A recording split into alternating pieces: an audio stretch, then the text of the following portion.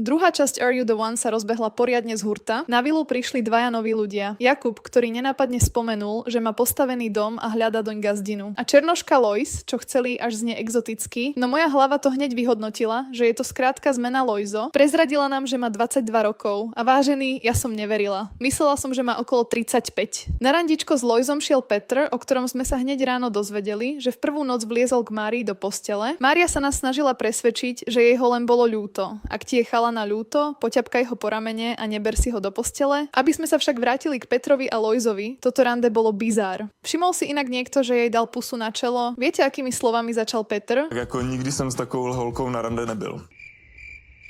Na druhej strane, Loizo mu celkom prihrával svojimi komentármi. Stěhu se do Abu Dhabi a tam mě prodejte velbloudům.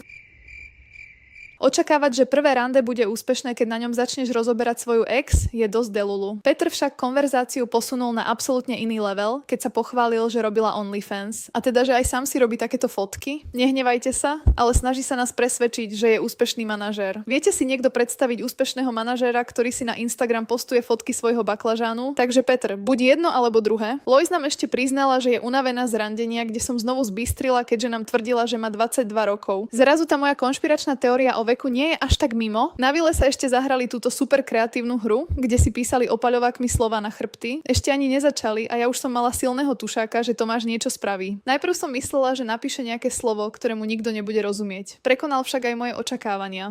Bude to z dola hore, hej? Počkej, ze zhora dolu. Teda akože z dola hore. Ze zdola nahoru. Hej. Keď začal písať, na základe jeho správ kolujúcich po internete som myslela, že zvolí iné slovo. Je záhadou, ako to Natália a ostatní uhádli. Akože je naležato to písmenko. Já vůbec Ono je to netuším. naležato? Hej. A teda Natália sa mu odvďačila pikantným slovom. K, Ano, ko. ano. Pre viac podobných videí ma nezabudni sledovať.